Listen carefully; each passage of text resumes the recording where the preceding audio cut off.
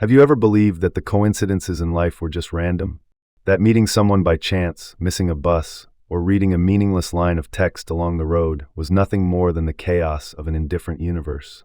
I used to believe that, and I believed it with conviction, until the moment a string of coincidences ended my life. And through that death, I came to understand that nothing is truly random. My name is Matthew Cole. I grew up in Colorado, a land of snow, risk, and freedom for those bold enough to chase it. I was never superstitious. I didn't believe in fate. I believed in facts, in science, in experience, and calculation. I worked in survival training, guiding hundreds of people through deadly terrain, mountains, deserts, and frozen forests. I knew the limits of the human body. I knew that those who lost their focus didn't make it back. I never thought I would be one of them. That day, everything was perfect. Clear skies. Stable ice. I went out alone like I always did. I didn't like anyone interfering with the rhythm inside my mind. I always believed I had enough skill, enough strength, to handle whatever came my way.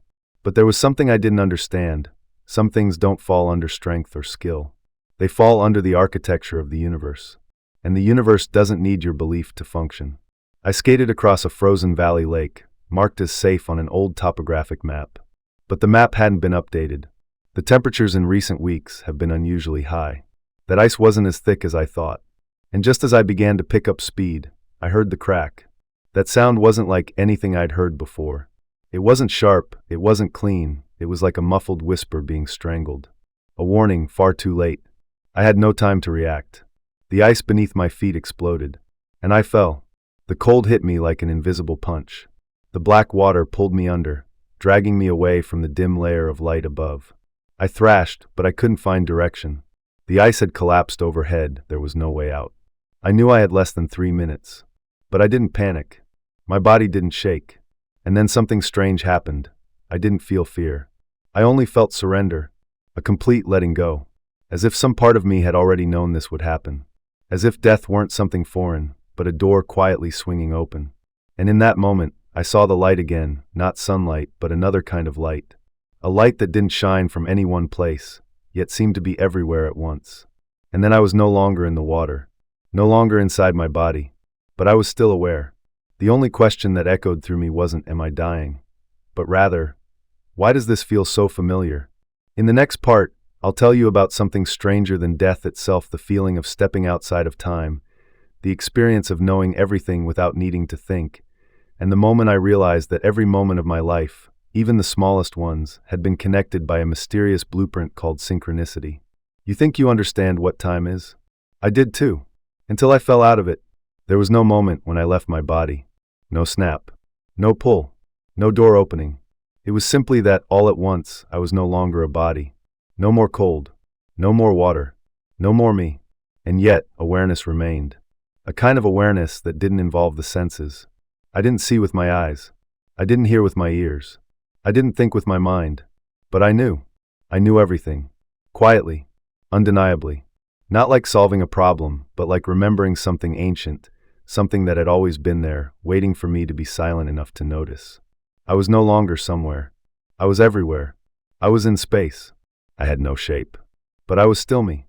I hadn't lost my personality, my memories, or my emotions. I had only lost my boundaries. There was no line separating me from anything else. And because of that, I could feel everything all at once. I saw moments from my life, but not in sequence. They didn't run from the past to the present. They appeared like points of light in a vast web. Not a timeline, but a structure. And the most astonishing thing wasn't what I saw, it was how everything was connected. One afternoon, I canceled a meeting with an old friend. He went home early and found his son in the middle of a psychological breakdown and saved him. One day, I picked up a book that had fallen outside the library and handed it to an elderly woman I'd never met. Weeks later, she almost mailed a farewell letter to her daughter. But she remembered my eyes and didn't. One time, I stayed silent when someone insulted me. That person broke down moments later, overwhelmed that someone had chosen grace over retaliation. Things I had never thought were important turned out to be essential threads in a vast and mysterious tapestry. All of it woven together like a grand piece of music, and I was a single note. But without my notes, the music wouldn't be complete. And that's when I realized, nothing is random. Nothing is just a coincidence. I used to think synchronicity was just a vague, philosophical word, but now I understand it's the language of the universe. It's how the source speaks to us through the smallest things. A glance at just the right moment. A song that plays when your heart is breaking. A dream about someone you forgot. A number that keeps repeating. Not because those things have power in themselves, but because their timing doesn't follow ordinary logic. They follow a higher rhythm, a deeper order. In that state, I didn't see God. I didn't see a throne of judgment. No open arms were waiting for me. But I felt a presence, an intelligence, a gentleness so vast and complete, I couldn't help but fall in love. Not love the way we love people, but love as if I were dissolving into that light itself, no longer choosing, just becoming. I remember once asking, "Why am I here?" But that question vanished the moment it formed. Because the answer was already there. You're here because you need to remember that you were never lost. That which you call chaos is only the result of looking too closely. I began to see every moment I once thought was a misstep, losing a job, losing someone I loved, all the missed chances, they reappeared like puzzle pieces falling exactly into place. Not to make me suffer, but to wake me up. Every hardship had been a knock at the door from the source. I just hadn't been listening. And when I finally accepted that, when I stopped resisting, I suddenly heard something. Not in words, but deep inside, like a sound that echoed through the core of my being. You're not done. There's still more to see. Still more to understand. Still more to forgive. And I knew this wasn't the end. I had to go deeper. Deep enough to see myself, through the eyes of others. You think you know who you are? Wait until you see yourself through the heart of someone you once touched. In the next part, I'll share with you that journey into the life review. But this time, it wasn't just watching. It was a feeling. And that, more than anything, was what brought me to my knees. I used to think a life review was like a slow-motion movie where you watch yourself being born, growing up, making mistakes, learning, and eventually fading out. But it wasn't like that at all. My life review didn't follow time. There were no moving images. No one sat beside me to watch. Instead, I became every person I had ever touched. I stepped into them. I relived the moments of my life, not from my perspective, but from theirs. I was my high school friend, the one I once jokingly mocked with a sharp, careless comment I thought was harmless. In that moment, I felt the tightness in his throat when he couldn't find words to respond. I felt the wave of shame rise inside him, swallowing his sense of self-worth. I saw him walk into school the next day with a different face, one that hid more than it showed. And from that angle, I realized a single sentence can leave a scar. I was my elderly mother, the one I hadn't called for 2 months because I was too busy. I felt what it was like for her to sit by the window every evening, watching her phone light up and go dark again. The quiet waiting, laced with love too deep to demand anything. I fell into that slow, aching loneliness, a kind of pain that doesn't need to be inflicted. It only needs someone to stay silent for too long. I was the woman who once loved me enough to leave her career and follow me into the mountains. I saw again all the times I was consumed with schedules while her eyes quietly dimmed. And when I told myself I didn't do anything wrong, I realized, yes, I hadn't done anything. But that's exactly what hurt her most. The not doing. I was the boy I once rescued from a flood during a survival training trip. I felt what it was like to be pulled from the water at the last moment, to feel the first warmth of human arms around me. I never knew that moment became the reason he grew up believing he was worth saving, that he mattered, that he deserved to live. I didn't know I had ever been a light for someone, and I didn't know I had ever been someone's shadow too. I moved through these people, fragments of myself. With each step, another emotion erupted. Joy, pain, gratitude, shame, pride, sorrow, relief, all of it surged through me like a current. I didn't resist. I let it consume me, because I understood this wasn't punishment. This was the truth. No one condemned me. No one punished me. There was no angry God. No ledger. Only the raw, unfiltered responses of the souls I had once touched. And I realized what defines a person isn't what they do in grand moments, but the small things they never knew they left behind. I saw a man who once looked at me during a first aid course I taught. I didn't remember him, but he remembered me. He remembered how I looked at him and gave a small nod when his hands were shaking. That tiny gesture, the one I thought meant nothing, was the reason he didn't give up. A nod, a glance, and it shifted something inside him forever. I had existed in so many lives without ever knowing it. I used to believe that living an honest life, avoiding harm, and staying out of trouble was enough. But the truth is, not harming doesn't mean not leaving wounds. And I had also brought light into people's lives, often in moments when I wasn't even trying. Because sometimes, your full presence alone can be a miracle. In that state, I was no longer Matthew Cole. I was a current, a connection, a part of everything. I could see every ripple I had created moving through others, nudging one life into another, for better or for worse. And I understood no one lives in isolation. Whether you like it or not, we are all woven together. There was no judgment, but there was responsibility. Not responsibility for being right or wrong, but responsibility for my presence, for how I entered a room, for how I stayed silent, for how I listened, for how I loved or didn't love myself. I wanted to cry, but there were no more tears. Only one thought remained. I wish I had known all of this while I was still alive. But it wasn't over. My life had been reviewed, but what I was meant to see next wasn't the past. It was the essence behind it all, a field of light, a source where everything begins and where all questions dissolve. In the next part, I'll share what happened when I stepped into the source. Not through words, not through vision, but through dissolution. And there, I was asked one question, the one I had never dared to ask myself my entire life. Are you ready to hear it? I don't know where I entered. There was no door, no walls, no ceiling. But I knew I was stepping into something far greater than anything the mind could ever define. I wasn't pulled in. I wasn't called by name. I was welcomed. Not by hand, not by a voice, not by a gaze, but by a deep, unmistakable remembering. It felt as if I had once melted into this place millions of years ago, forgotten it, lived again, lost my way, and was now finding the road home. And now, I was simply being received. You want to know what it looked like? It didn't look like anything. It had no color, no brightness, no shape. And yet you knew it was there. It wasn't outside of you. And it wasn't you either. It was everything and at the same time nothing. It had no name. But I called it the source. Because in that space, I no longer needed answers. Every question had already dissolved. I didn't hear a voice, but I heard something inside me. As if I were thinking, but from a depth I had never reached before. And then a question spoke itself into being. No words. No sound, yet clearer than anything I've ever known. Have you ever truly believed that you are worthy of love? I didn't answer. I couldn't, because the silence within me had already.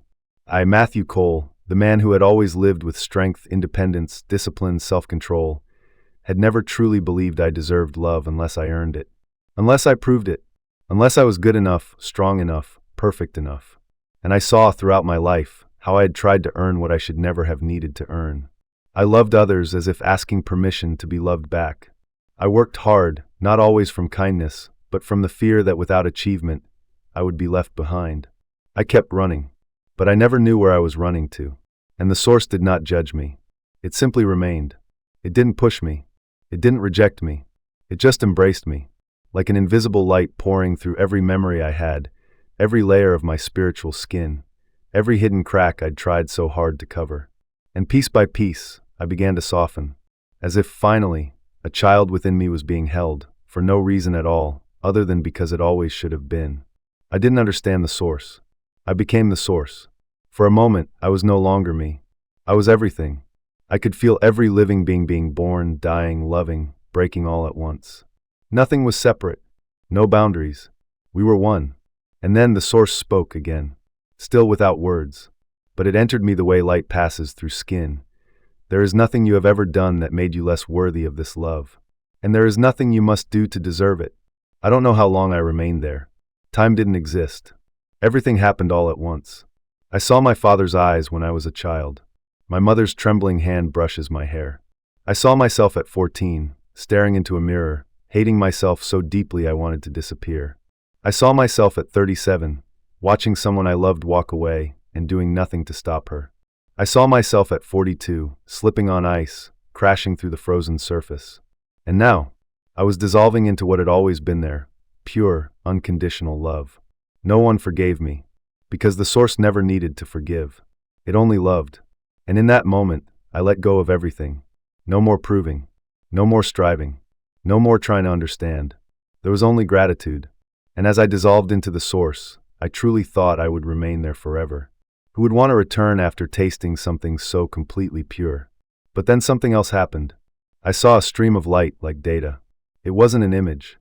It was a message, a mission, a call to awaken, that I wasn't finished, that there was still something left to do. That's what I had seen wasn't meant to stay silent. Not because the source needed me, but because someone else needed to hear it. In the final part, I'll tell you about the moment I returned, about what it felt like to breathe again in my old body, and the things I now know I can never keep to myself. You think only angels have missions? Then wait until you wake up carrying the truth. I don't know how I came back. There was no gateway, no hand pulling me, no voice calling me home. Just a pulse, a soft contraction of awareness. Then the weight, then cold, then a spasm in my lungs. Air rushed in. My body convulsed. Physical sensations slammed back into me like a wave. And I breathed. For the first time in my life, I knew what it meant to breathe with the soul. Every breath carried the aftertaste of light. Every heartbeat echoed with the rhythm of eternity. I lay there wet, aching, disoriented, but not afraid. Because I knew where I had just been. The world around me hadn't changed. The lake was still frozen. The wind was still cold. The snow is still white.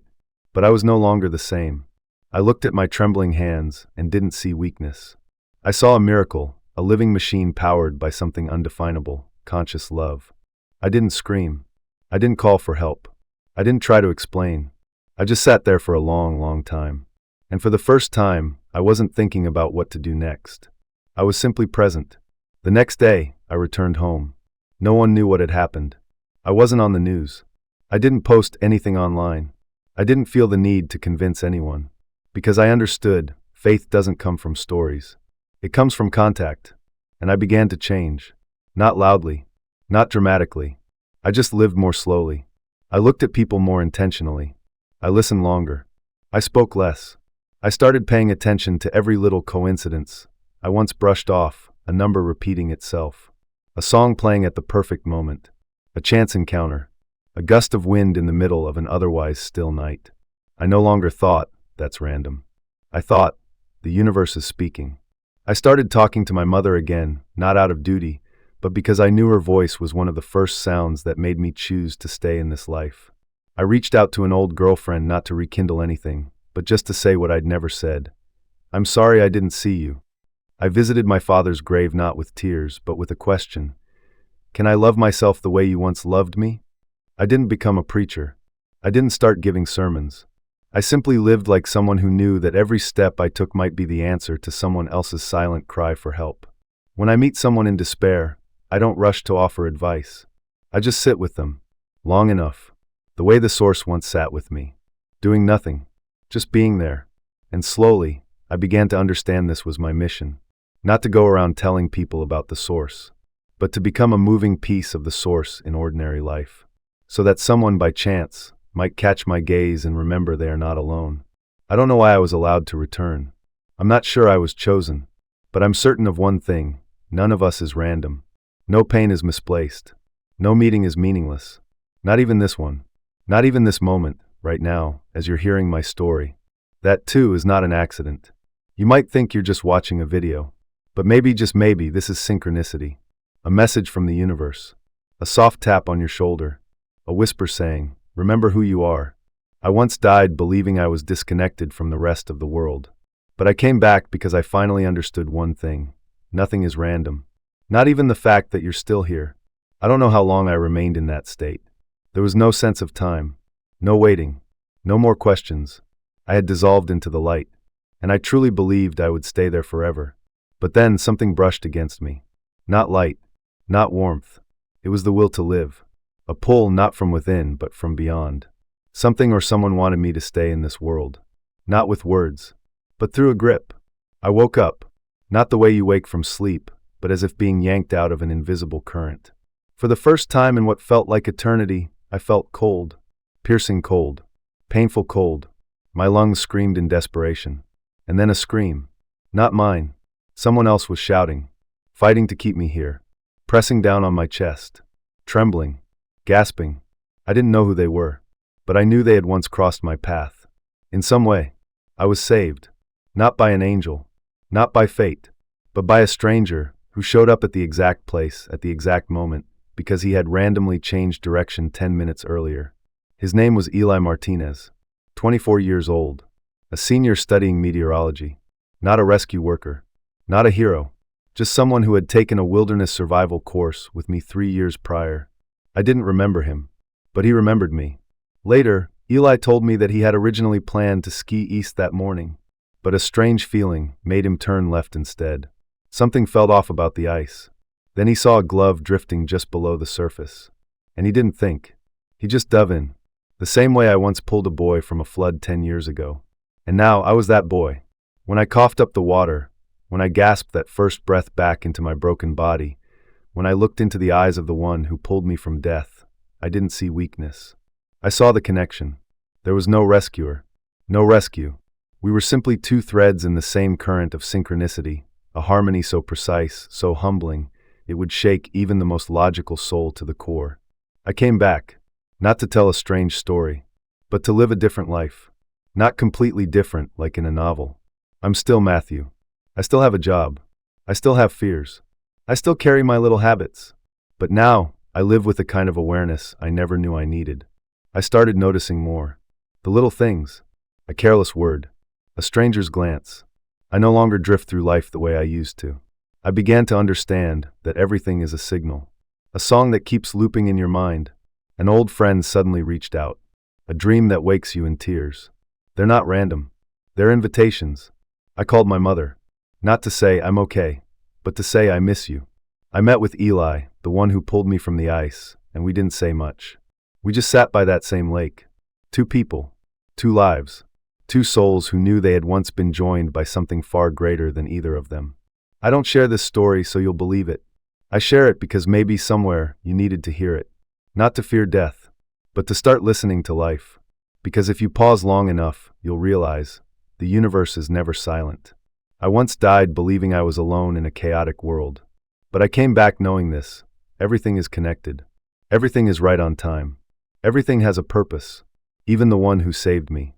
Even you reading this final line. For years later, I was sitting in a small cafe, the kind of place people drift in and out of like the wind. I no longer worked where I used to. I'd moved closer to the forest. I teach the occasional first aid class now. Not many students, but enough that I can look each one in the eye. I don't lecture much. I just tell my story, and then let them decide whether or not to believe it. That day, a young woman approached me. She was wearing scrubs, looking tired after a night shift. She said, "Mr. Cole, right? You're the one who saved a kid from falling through the ice a few years ago, aren't you?" I paused. Not because I didn't remember, but because I had never mentioned that story in class. She smiled. "The kid you saved, he's my best friend. His dad had just passed away. He fell into a deep depression. If you hadn't pulled him out that day, he might have given up on everything. Now he's training to become a rescue worker." I just looked at her. A part of me trembled. But not from shock. From the quiet realization that the loop was still unfolding. We never know who our actions will touch, how many lives they'll ripple through, how many unseen chains of kindness they might set into motion. The day I saved that boy, I was just following instinct. The day Eli saved me, he didn't think he had just moved. And now someone else, because of someone else, is learning to reach out when it matters most. I left the cafe that day in silence. I didn't say a word. I didn't explain anything. But I knew a seed had taken root. And if you were to ask me now, why are you telling this story? I wouldn't say it's to inspire you. I wouldn't say it so you'll believe. I'd simply say this, because if you're hearing it, maybe you are the next link in the chain.